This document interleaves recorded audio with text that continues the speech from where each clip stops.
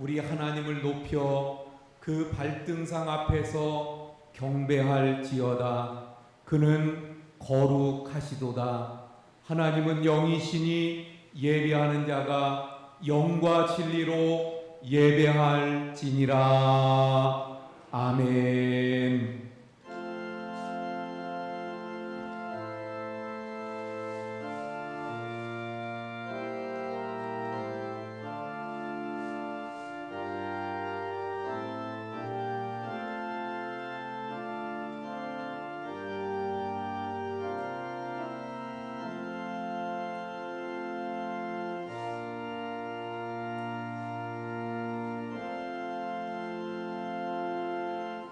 찬송을 받으시기에 합당하신 하나님 아버지, 암탉이 그 날개 아래 병아리를 모음같이 저희를 주님의 품 안으로 모아주셔서 예배드리게 하신 은혜를 감사를 드립니다.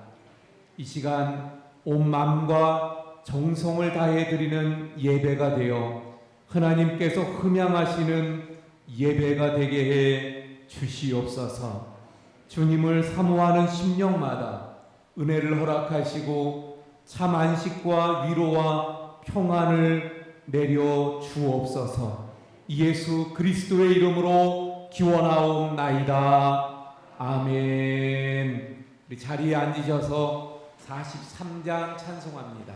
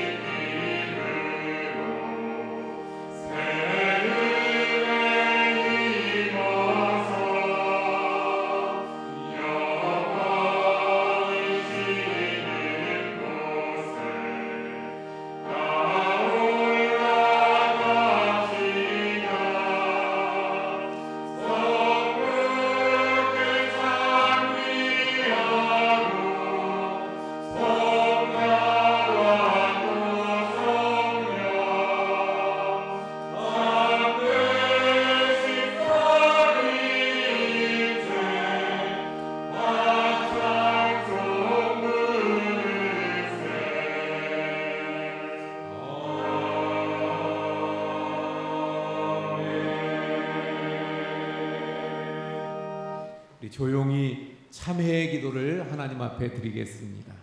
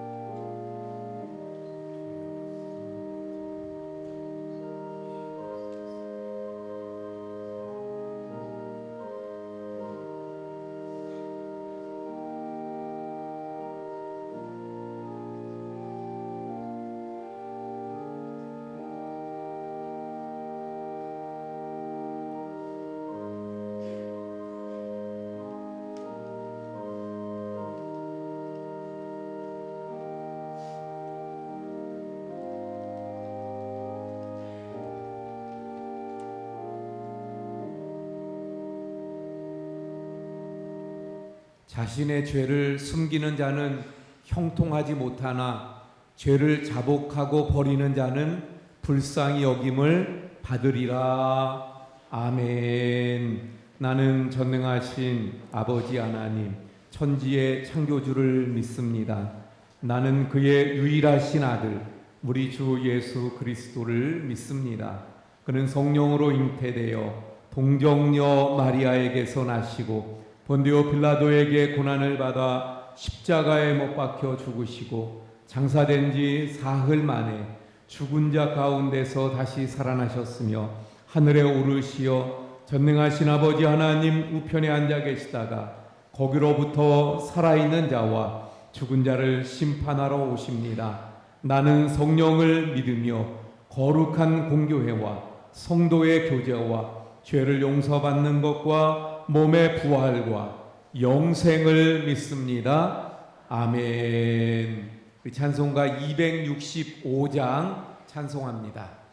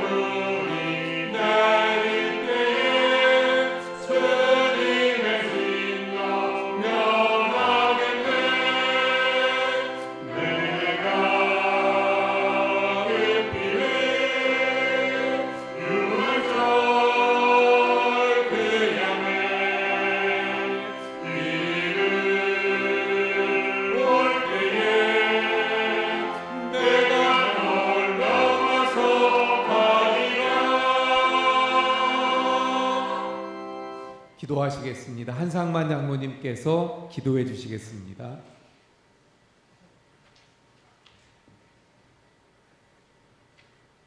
하나님 아버지, 언제나 우리 함께 하시고 새롭게 하시는 주님의 은혜와 사랑을 찬양합니다. 이 아침을 맞이하여 오늘도 하나님을 인도할 수 있도록 인도하여 주시니 감사합니다. 비록 온 성도가 다 함께 성전에 모여서 예배하지는 못하지만 우리의 몸이 성전에 있든지 가정에 있든지 어느 곳에 있든지 마음과 뜻과 정성을 다하여 주님께 영광을 부르게 하옵소서. 우리의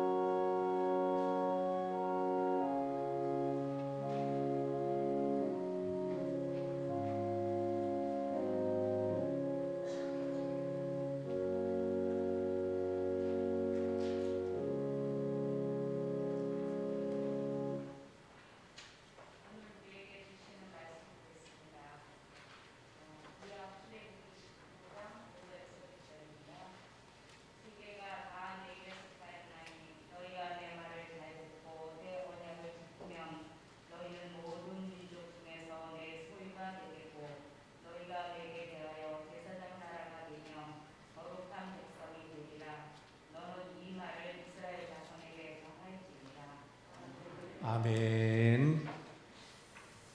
예, 오늘 이 시간도 우리 찬양대 찬양이 있겠습니다. 오랫동안 찬양대 안 하다 보니까 제가 몸에 이렇게 된 것 같아요. 우리 찬양대 찬양 있겠습니다.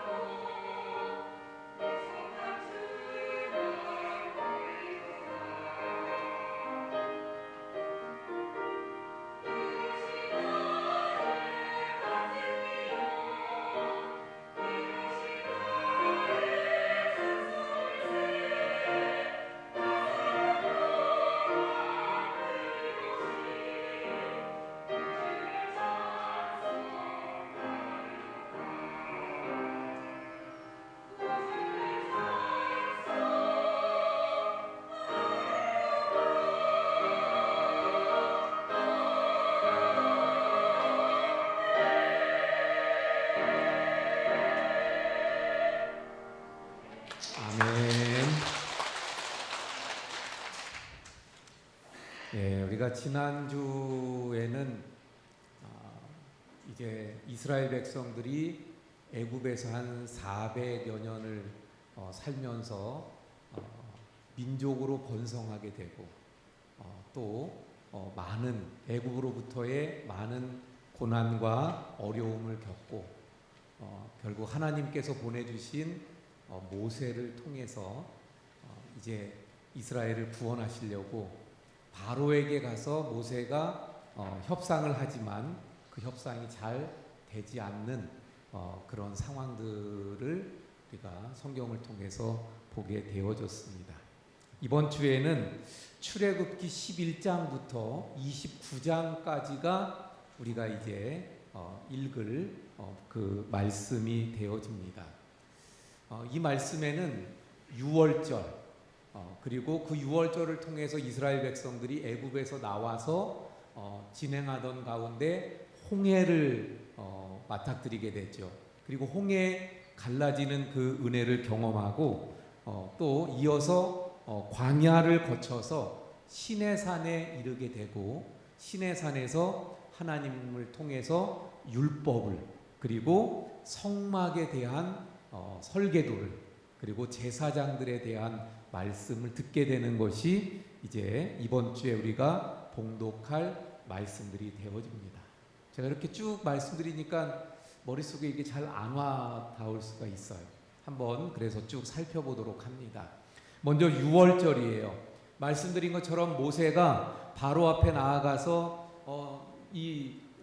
민족을 히브리 민족을 보내달라고 그렇게 이야기하고 또 보내지 않으면 하나님의 징계로 재앙이 임하고 이걸 9번이나 계속되지만 그러나 바로가 보내주질 않습니다. 결국 마지막 하나님의 징계가 내려지게 되는데 그 마지막 징계가 뭐예요? 장자의 죽음입니다.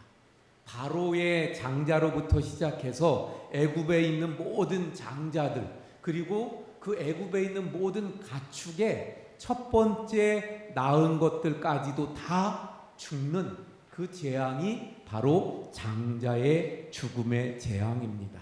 하지만 이스라엘 자손들에게는 아무 일도 일어나지 않았습니다. 왜 그래요? 모세가 이스라엘 백성들에게 하나님의 말씀을 전합니다. 어린 양을 잡아서 그 피를 집 좌우 문설주와 임방에 바르라는 거예요. 그 말씀에 순종해서 이스라엘 백성들이 어린 양을 잡고 그 피를 우슬초에 묻혀서 좌우 문설주와 임방에 바른 그 이스라엘 백성들의 집은 하나님의 죽음의 사자가 어떻게 해요? 그 애굽 땅에 있는 장자들을 다 칠 때 죽음의 사자가 그 피가 있는 집은 어떻게 했어요? 지나갔습니다. 넘어갔습니다. 그래서 유월절이라는 말이 지나갔다, 넘어갔다.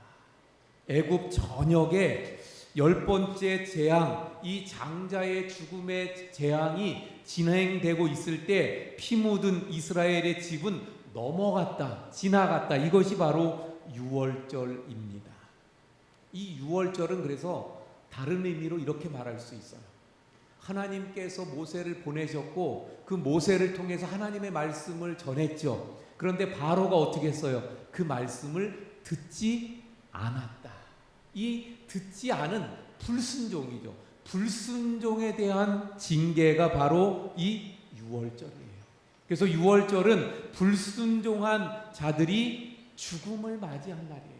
그러나 하나님의 말씀에 순종해서 그 양을 잡고 그 피를 바른 그 순종한 사람들은 그 장자가 죽는 죽음에서 어떻게 됐어요? 구원받은 날이 바로 이 유월절입니다. 그리고 이날은 오랜 종살이의 사슬을 끊고 새로운 출발의 발걸음을 내딛는 그러한 시작이 된 것이 유월절이었습니다. 그래서 하나님께서는 이 유월절이 중요하기에 하나님께서 이 유월절을 중요하게 여기시면서 이렇게 말씀합니다. 이스라엘 역사의 원년으로 삼아라. 이스라엘 역사의 시작으로 삼으라는 거예요. 그리고 이 유월절이 바로 하나님께서 아브라함의 후손인 이 이스라엘을 하나님의 것으로, 내 것으로 삼으신 그 시작이라고 말씀을 합니다.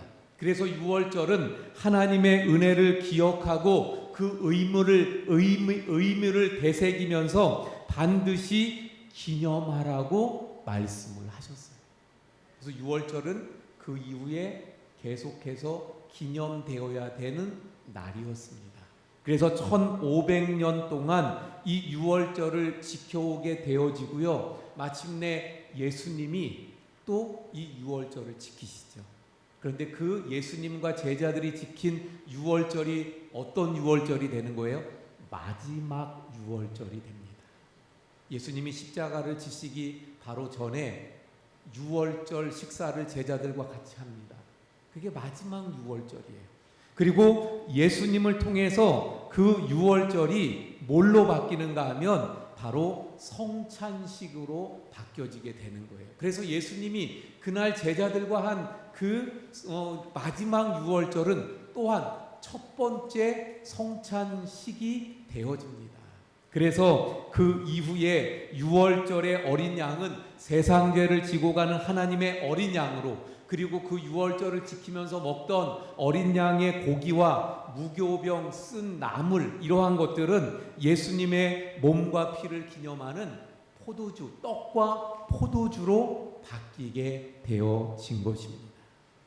그래서 지금도 이단들에 보면 말씀드린 것처럼 하나님이 유월절을 굉장히 중요하게 여기셨어요. 중요한 건 맞습니다. 그런데 이단들은 그래서 지금도 이 유월절을 지켜야 된다고 하는 이단들이 있어요. 그런데 말씀드린 것처럼 예수님이 이 유월절은 끝내셨어요.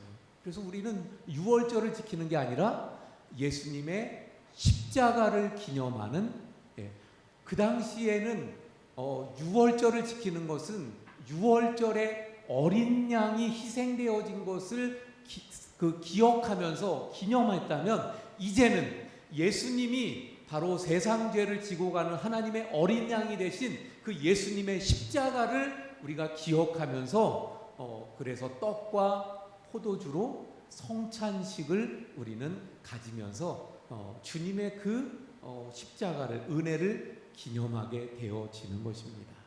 자, 그러므로 이제 이 유월절은 아주 중요한 것은 구원이에요. 구원. 이스라엘 백성들을 그 죽음에서 구원했다. 이스라엘 백성들을 그 애굽의 그 힘든 노역에서, 애굽의 그 오랜 종살이에서 그들을 구원했다는 이 구원의 의미입니다. 우리도 역시 마찬가지예요. 이스라엘 백성들이 그 어린 양을 통해서 이런 구원의 은혜를 입었다면 우리는 예수 그리스도의 십자가의 보혈로 이러한 구원의 은혜를 입게 된 줄로 믿습니다.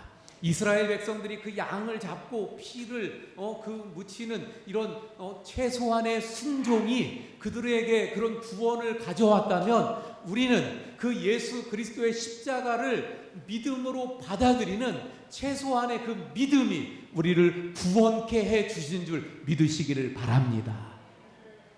이렇게 해서 하나님의 또 신호가 떨어지고 또 바로가 가라고 이제 허락을 하죠. 그래서 이스라엘 백성들이 신속하게 애굽 땅을 빠져 나오게 되어집니다. 자, 그런데 그 후에 바로의 마음이 변해요. 가만히 생각하니까 이 이스라엘 저 히브리 백성들이 우리나라에 얼마나 중요한 노동력인데, 또 가만히 생각하니까 막 화가 치밀어 올라요. 왜? 장자가 죽었잖아요.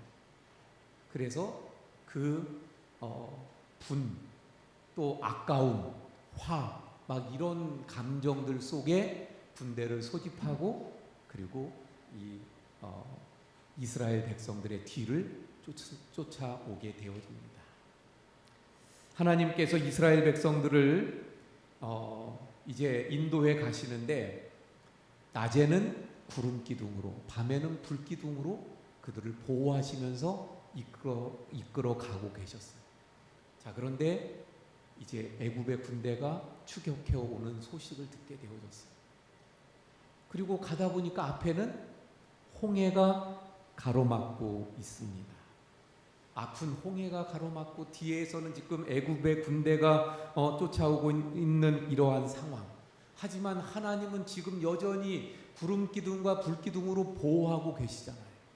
그래서 애굽의 군대가 쳐들어오고 있을 때 앞서서 인도에 가던 구름 기둥이 뒤로 가서 그 애굽 군대가 쫓아오고 있는 그쪽을 막게 되어지는 하나님의 은혜. 그런데 이때 이스라엘 백성들이 어떤 모습을 하게 되어지나요? 그들은 다른 거 보지 않았어요. 앞에는 홍해가 있어서 건너갈 수 없고 뒤에는 애국 군대가 쳐들어오는데 우리 힘으로 맞설 수 없고, 그래서 진퇴양난에 우리는 지금 여기서 죽을 수밖에 없는 상황이다. 상황, 환경, 지금의 위기, 이것만 바라보고 원망을 하게 되어집니다. 원망하는. 그런데 모세는 어땠습니까? 바로 그런 상황 속에서 모세가 한 말이 출애굽기 14장 14절의 말씀이에요. 출애굽기 14장 14절에 여호와께서 너희를 위하여 싸우시리니 너희는 가만히 있을지니라. 이게 무슨 말이에요? 지금 이스라엘 백성들은 그 상황 속에서 지금 환경만 보는 거예요. 지금 상황만 보면서 원망하고 불평하고 있는데 모세는 그 상황과 환경을 보는 게 아니라 하나님을 바라보았습니다. 모세는 하나님을 의지했어요. 그러니까 원망과 불평하는 백성들과 달리 모세는 하나님이 싸워주실 것이다. 하나님이 행하실 것이다. 하나님이 어떤 일을, 큰 일을 이루실 것이다. 그러니까 가만히 그 하나님의 역사하심을 보자. 이렇게 말하고 있는 것을 보게 되어집니다. 사랑하는 성도 여러분, 우리도 역시 마찬가지예요. 우리의 삶 속에 일어나는 고난이 있을 때, 어떤 위기가 있을 때, 어려움이 있을 때, 그래서 이스라엘 백성들처럼 이런 큰 위기에 빠졌을 때 상황과 환경, 그 문제, 그 위기만 바라보면 우리도 원망할 수 있고 불평할 수 있습니다.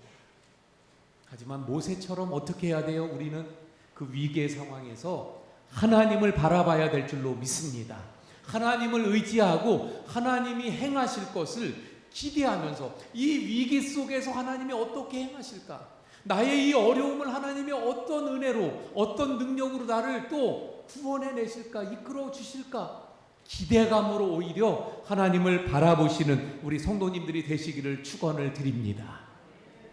이렇게 모세가 하나님을 의지하고 바라봅니다. 그랬더니 하나님께서 뭐라고 말씀하셔요? 지팡이를 손에 잡고 내 손을 바다를 향해서 내밀어라. 그래서 그렇게 했더니 어떻게 됐어요? 홍해가 갈라지는 역사가, 기적이 일어나게 된 줄로 믿습니다. 할렐루야. 이게 얼마나 큰 기적인가요? 그 파도가 넘실대던 바다, 그 파도 치는 바다 보시면 어떤가요? 예, 저는 바다를 좋아해서 가끔 보는데 너무 좋기도 하지만 거길 들어간다고 생각하면 무서워요. 예, 근데 그런 바다가 갈라졌어요. 기적이죠. 아니, 기적 중에 기적입니다. 그래서요, 세상에 교회 안 다니는 사람, 성경책 한 번도 이렇게 펼쳐보지도 않은 사람도 홍해 갈라진 건 다 알아요. 왜? 그 정도로 이것은 큰 기적 중에 기적이기 때문에. 그래서 그 기적이 일어난 거예요. 그리고 이스라엘 백성들이 그 홍해를 건너갑니다. 그랬더니 이어서 애국 군대가 또 홍해에 다다라서 그들도 또 쫓아오는 거예요. 이스라엘 백성들이 홍해를 다 건너고 났더니, 그리고 애국 군대가 지금 홍해 한가운데 지금 달려오고 있는데 어떻게 됩니까? 다시 그 홍해 물이 다 합쳐져서, 그래서 애국 군대는 물에 수장되어 다 죽음을 당하고 많은 이런 역사가 나타나게 된 것을 보게 됩니다. 바로 모세처럼 위기 상황에 하나님을 의지하는 우리 성도님들이 될 수 있기를 바랍니다. 아니, 이게 될까? 이게 뭐야? 이게 무슨 소용이 있어? 하지만 모세가 하나님의 말씀에 순종해서 지팡이를 든 손을 펼쳤을 때, 내밀었을 때 홍해가 갈라지는 기적이 일어났죠. 언제나 그래서 기적은 뭐라고요? 순종을 통해서 나타난다는 것을 다시 한번 깨닫게 되어집니다. 자, 이렇게 홍해의 기적을 체험한 이스라엘 백성들, 물론 그전에는 원망하고 불평했었지만 그 은혜, 말씀드린 것처럼 기적 중에 기적이잖아요. 그걸 체험하고 나니까 감격하고 기뻐해요. 그래서 밤새도록 하나님을 찬양하게 되어지죠. 그게 출애굽기 15장의 말씀이 됩니다. 그리고 이제 계속해서 행진합니다. 그러면서 이제 도착하게 된 곳이 신광야예요.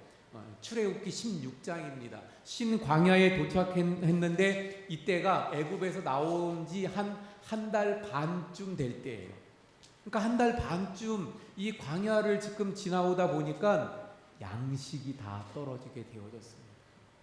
그리고 출애굽기 17장에 보면 르비딤에 이르게 됐는데 먹을 물이 없는 상황에 또 이르게 되어져요.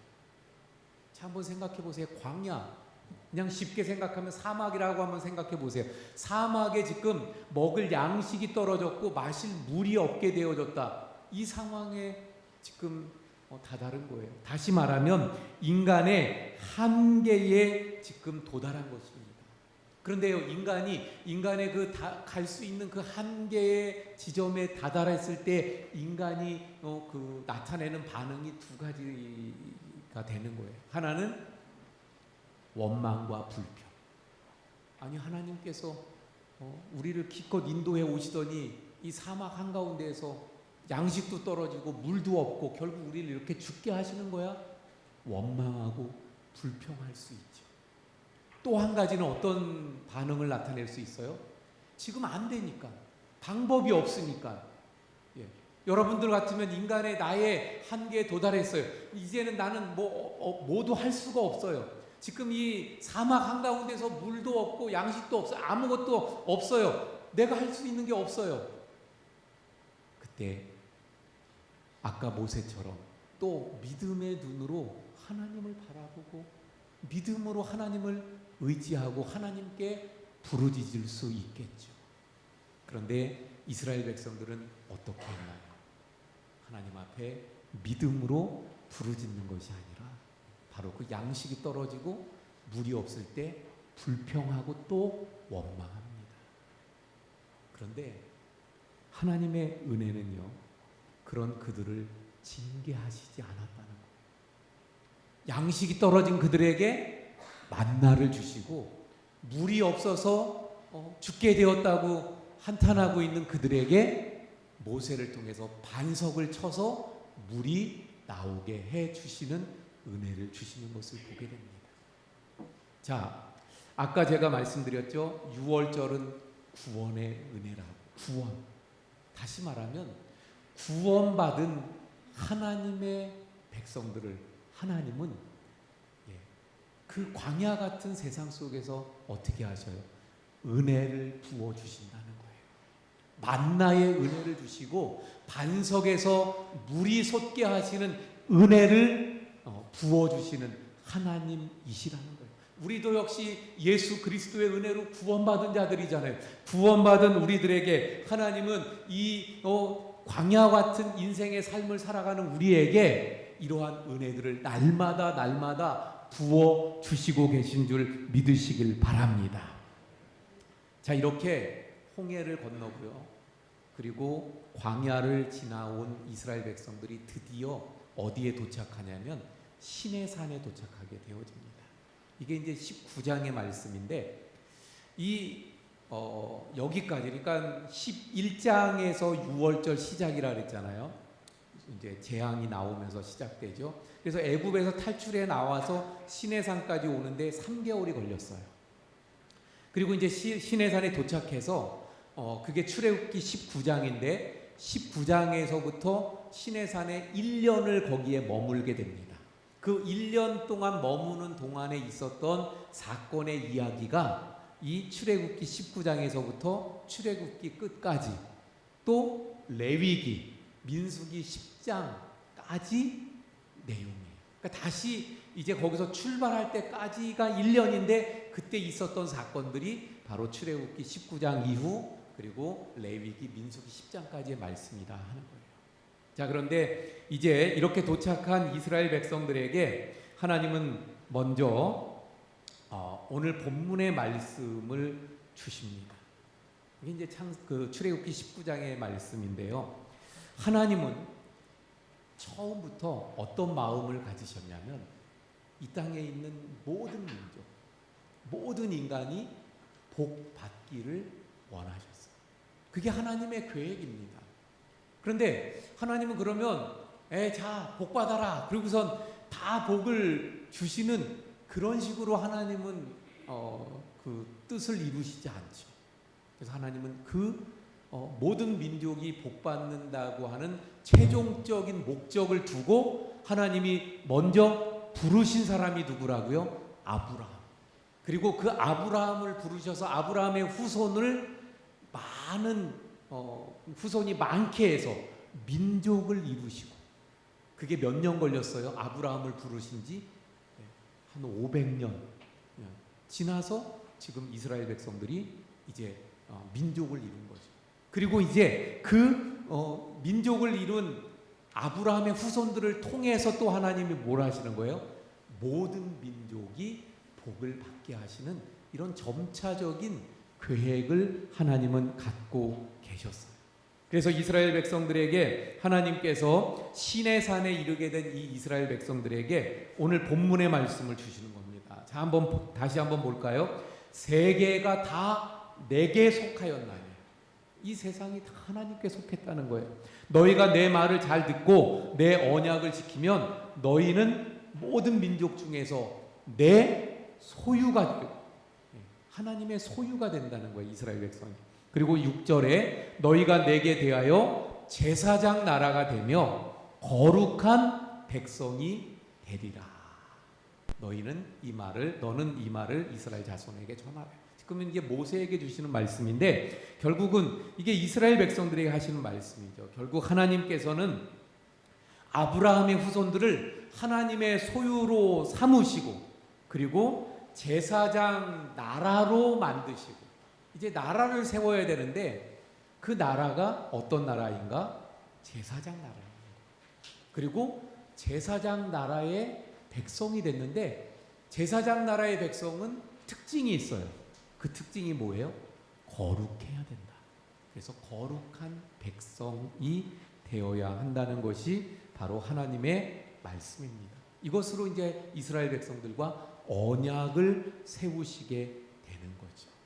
자, 그래서요, 이번 주에 우리가 봉독할 말씀의 핵심이 바로 여기 있는 거예요. 하나님께서 아브라함의 후손들인 그 이스라엘 백성들을 어떻게 한다고요? 하나님의 소유로 삼고 제사장 나라로 삼고 제사장 나라의 백성이 되는 거예요. 왜 하나님께서 유월절 그 죽음의 사자가 애굽에 있는 장자들을 죽였어요? 이스라엘 백성들을 구원해 내려고, 그 애굽에서 빼오려고. 왜 홍해를 가르셨어요? 하나님이 그들을 인도해 내려고 여기까지. 그래서 결국 시내산까지 왔어요.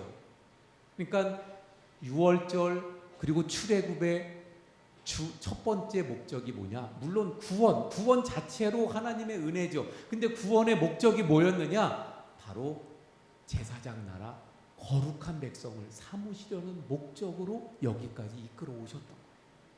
자, 그러면 하나님께서 이렇게 거룩한 그 제사장 나라의 거룩한 백성으로 이스라엘 백성들을 삼으셨잖아요. 그러면 그 다음에 이어지는 게 뭐냐면 제사장 나라의 거룩한 백성들은 어떻게 살아야 되는가? 아니면 다른 말로 하면 이런 말이죠. 제사장 나라의 백성들이 어떻게 살아야 거룩한 백성이 되는 것인가? 그 내용이 그 다음에 이제 말씀들이 되는 거예요. 그래서 20장에서 10계명, 그것이 이제 어떻게 살아야 되는가가 율법인데 그 율법의 핵심은 10계명이에요. 그 10계명은 20장에, 그리고 나머지 또 율법의 구체적인 말씀들이 21장에서 23장까지 주어지게 되어집니다.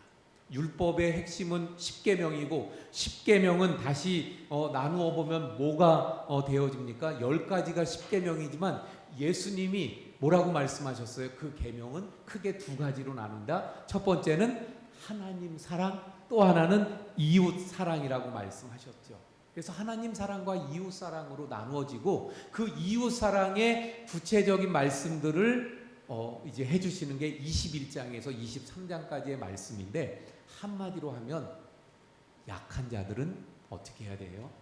보호해주고, 또 그들은 약한 자들은 다른 일반 사람들이 책임져 주어야 된다는 거예요.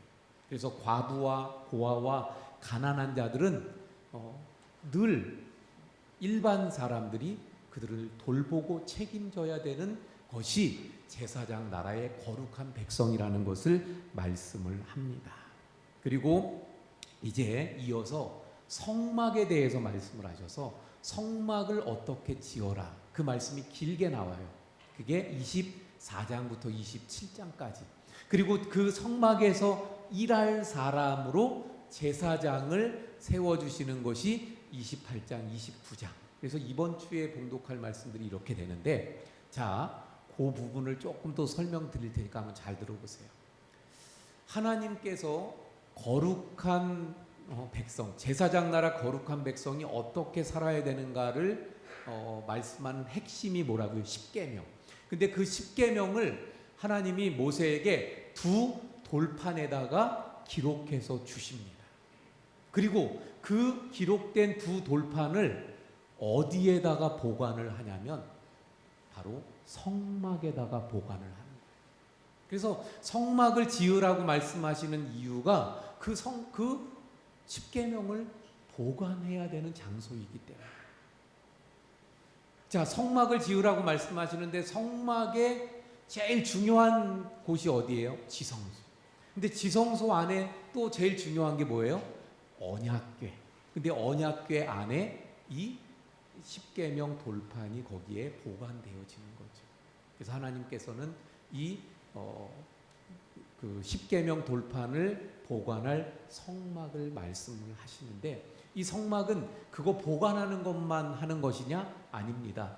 그곳에서 하나님이 이스라엘 백성들과 만나는 거예요. 그리고 죄를 씻는 곳이에요.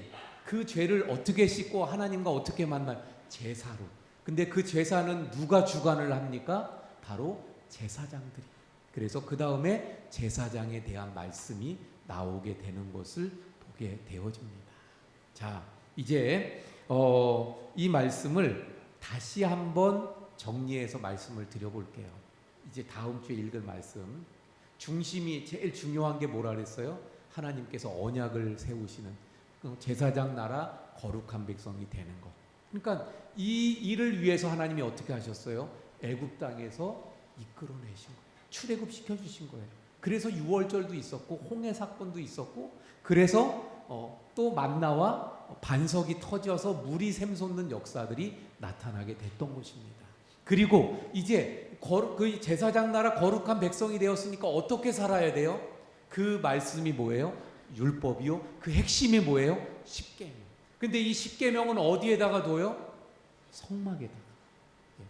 그래서 그 성막을 지으라고 말씀하시고, 성막에서 일할 사람 제사장에 대해서 말씀하시는 것을 보게 되어집니다. 자, 이제 그러면 우리로 한번 이 말씀을 적용해 볼게요. 우리도 하나님의 어린 양으로 십자가에서 우리를 위해 피 흘려 죽으신 주님, 그 주님을 믿음으로 어떻게 됐어요? 우리가 구원을 받았어요. 이스라엘 백성들이 어린 양의 피로 구원받았던 것처럼 우리도 예수 그리스도의 피로 구원받았어요. 그건 믿음으로 구원받은 줄 믿으시길 바랍니다. 그런데 구원한 우리들이 그 다음에 어떻게 됐어요? 하나님의 것으로 소유를 삼으셔서 나를 하나님의 자녀 삼으신 줄 믿으시길 바랍니다. 그래서 하나님의 자녀된 하나님의 백성된 우리를 하나님은 어떻게 살기를 원하셔요? 하나님을 닮은 하나님의 자녀로 거룩하신 하나님처럼 우리도 거룩하게 이 땅에서 살아가기를 원하십니다. 근데 거룩하게 어떻게 살아가야 돼요? 거룩이라는 말은 뭔가 이렇게 깨끗한 이런 의미보다는 구별이잖아요. 구별. 어떻게 그럼 우리가 구별되길 원하십니까? 세상과 바로 말씀을 따라 살아갈 때 세상과 구별된 삶을 살아갈 수 있는 것입니다. 그래서 우리는 하나님의 말씀이 들어있는 성경 말씀을 통해서 하나님의 뜻을 따라 하나님께서 원하시는 거룩한 하나님의 자녀로, 그래서 이 땅에서 생명을 존중하고 이 땅에서 약자들을 보호하고 약자들을 책임지고 그들을 도와주고 돌보고 더 나아가서 복음이 필요한 영혼들에게 복음을 전해주는 이러한 삶을 우리가 살아가야 되는 줄로 믿습니다. 그런데 이렇게 살아가기 위해선 뭐가 필요하다고요? 말씀. 근데 그 말씀이 어디에 있어요? 성경에. 그러니까 우리가 성경의 말씀을 읽어야 될 줄로 믿습니다. 그 말씀을 우리가 또 어디서 들을 수 있어요? 바로 옛날에 성막과 같은 역할을 하는 바로 성전에서 선포되는 하나님의 말씀을 통해서 우리가 또 말씀을 깨닫게 되고, 그리고 이 예배를 통해서 하나님을 만나게 되어지는 줄로 믿습니다. 그래서 우리 사랑하는 성도 여러분, 오늘 말씀처럼 우리가 바로 하나님의 소유이고 이제 내가 바로 하나님의 제사장 나라의 거룩한 백성이기 때문에 거룩한 하나님의 뜻을 따라 그 말씀대로 살아가는 우리 성도님들이 되시기를 축원을 드립니다. 기도하시겠습니다. 하나님, 이스라엘 백성들이 애굽에서 고생하고 있을 때 하나님께서 그 이스라엘 백성들을 유월절, 그리고 유월절을 통해서 그들을 구원해 내시고 또 애굽에서 나오게 하신 후에 홍해의 기적을 이루시고 또 신광야 그리고 만나와 르비딤의 그 반석의 물을 통해서 인도하셔서 마침내 시내산에서 제사장 나라 거룩한 백성이 되게 하시고, 또 그러므로 거룩한 백성들답게 살아가야 되는 율법과 십계명, 그리고 성막과 제사장을 허락해 주셨던 것을 보게 되어집니다. 하나님, 이제 저희들이 이러한 은혜 가운데 저희들도 구원받아 또 하나님의 자녀 되어서 하나님의 은혜 가운데 살아가기에 하나님께서 원하시는 뜻을 따라 말씀대로 늘 순종하며 그리고 이 땅에서 참된 거룩한 하나님의 자녀로서의 삶을 살아가는 하나님의 백성들이 되게 해 주옵소서. 말씀을 따라 살게 하시고 말씀에 순종하게 하시고 또한 더 깊이 말씀을 통해 주님을 만나가는 우리 모두가 되게 해 주옵소서. 예수님 이름으로 기도하옵나이다. 아멘. 찬송가 310장입니다.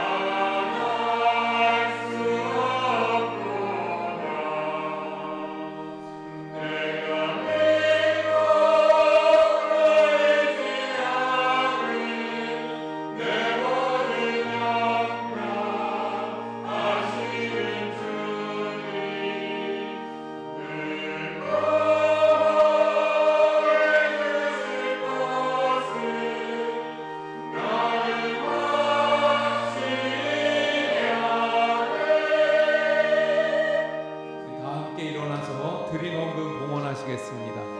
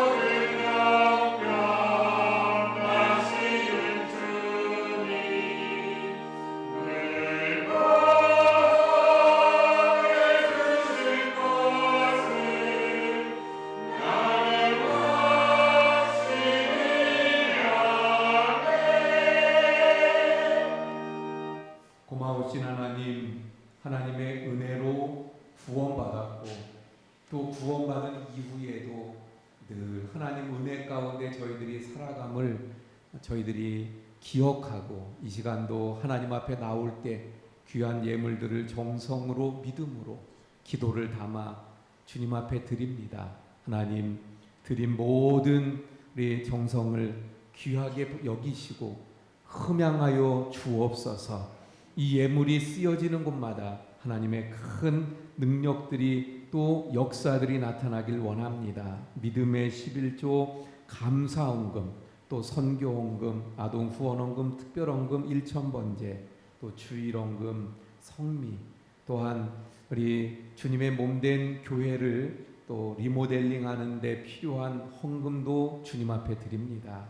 주님, 우리의 자신을 희생하고 우리의 것을 참으로 헌신해서 주님 앞에 드리오니 주님 받아 주옵소서. 드린 모든 정성들을 하나님께서 또 하늘의 복과 이 땅의 복으로 채워주셔서 넘치게 복 주시는 은혜들이 있게 해 주옵소서.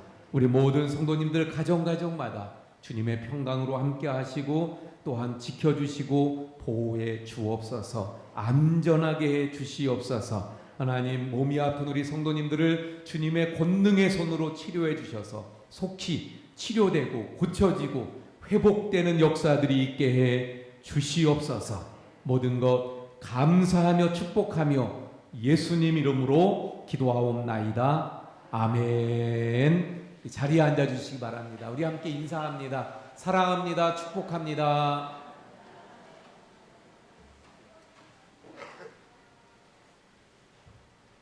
예, 교회 소식 전해드립니다. 오늘은 졸업 예배로 하나님 앞에 드리는데요. 이 시간에 우리 졸업생들을 좀 소개합니다. 우리 백휘종 박지영, 예, 앞으로 나오세요. 백휘종 박지영 고등학교 졸업생입니다. 우리 중학교 졸업생 백한음, 예, 나오세요. 예, 우리 초등학교 고영은, 예, 그리고 유치부 우리 김세진 안지빈, 예, 앞으로 나와주세요. 예, 졸업 증서 22-1호 이름 백휘종 2003년 9월 4일생. 위의 사람은 본 교회의 고등부 모든 과정을 마쳤으므로 이 증서를 수여합니다. 주 2022년 1월 23일 기독교 대한성결교회 원죽교회 담임 목사 정윤민. 그래서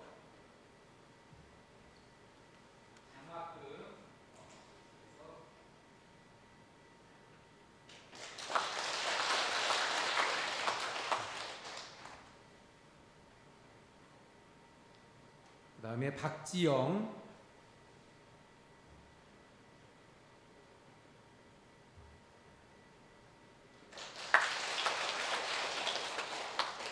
백한음,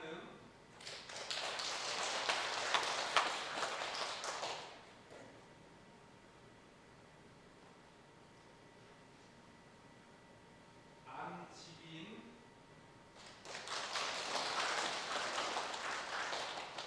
김세진,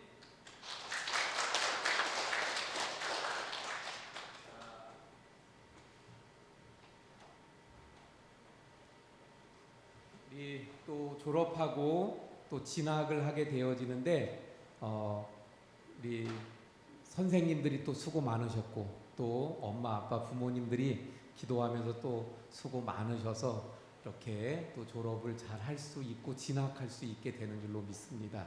앞으로도 계속 기도해 주시기 바라고요. 제가 잠깐 기도하겠습니다. 하나님, 오늘 이 시간 졸업 예배 때 우리 졸업하는 우리 어린이들 또 학생들 하나님께서 축복하시고 지금까지 이들이 졸업하기까지의 또 뒤에서 수고한 선생님들과 우리 부모님들을 축복하시고 또 졸업생들 앞길에 진학해서 공부할 때 지혜 주시고 앞길에 하나님의 은혜와 축복들이 늘 풍성하게 주옵소서. 예수님 이름으로 축복하며 기도하옵나이다. 아멘. 예, 우리 뒤돌아서서 우리 차렷 앞에 보시고 인사하겠습니다. 우리 박수로 축하해주세요. 감사합니다. 자리에 이제 들어가세요. 이제 교회 소식 알려드립니다. 우리 강원지방여전도회 총회가 화요일 날 11시에 여기 우리 교회 본당에서 있습니다. 여전도회 연합회 최순덕 권사님이 회장이 되시게 돼서 우리 교회에서 총회를 합니다.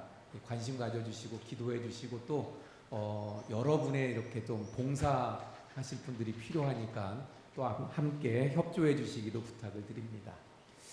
벌써 또 설 연휴가 이번 주 중에 있게 되죠. 시작되죠. 그래서 설 가정 예배 순서지를 준비했으니까 필요하신 분들은 가져가시기 바랍니다. 생일을 맞이하신 우리 성도님들 정지용 집사님, 이정원 학생, 잠깐 일어나 주세요. 우리 이정원 학생이 저 뒤에 있는 2층에 있습니다. 기도하겠습니다. 하나님, 이번 주에 또 생일을 맞는 우리 정지용 집사님, 이정원 학생, 하나님께서 축복하시고 영육을 강건하게 하시고 하나님의 은혜 가운데 늘 함께 해주셔서 앞길에 큰 하나님의 축복과 또 동행하시는 은혜들이 넘치게 해 주옵소서. 예수님 이름으로 기도합니다. 아멘. 박수로 축하드립니다. 감사합니다. 우리 지난 주 중에 지지난 주가 됐죠. 지지난 주 중에 우리 이준희 집사님 아버님 상이 있었죠. 그래서 우리 이준희 집사님, 백승남 집사님 가정에서 조문 감사해서 또 떡을 준비해 주셨습니다. 나가실 때 하나씩 다 받아가시기 바라고요. 우리 백승남 집사님, 이준희 집사님 저 2층에 계신데 잠깐 일어나 주세요. 우리 감사합니다. 이렇게 인사하도록 하겠습니다. 인사하세요. 그래요. 우리 박수로 격려하도록 하겠습니다. 감사합니다. 그래요. 또 아버님 또 보내드리라고 또 마음이 그러실 텐데 하나님의 위로하심이 있기를 바라고요. 우리 떡 얘기가 나왔으니까 우리 여전도에서 또 떡국떡 판매를 하는데 주보에 나오진 않았어요. 필요하신 분들 또 사가시기 바라고요. 여기 또 나오지 못했는데 우리 앞에 화분 예쁘게 또 화분이 있는데요. 우리 헌물 우리 최순덕 권사님 또 한상만 장로님 가정에서 화분 헌물해 주셨습니다. 감사를 드립니다. 우리 다 함께 일어나서 635장 또 찬송합니다.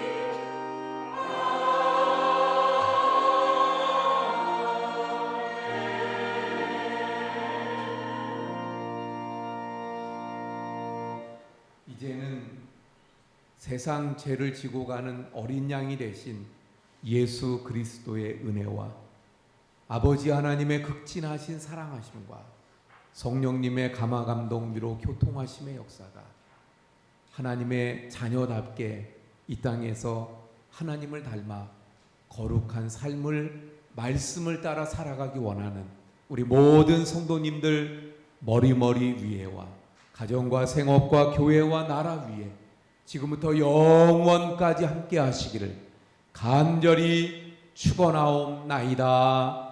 아멘.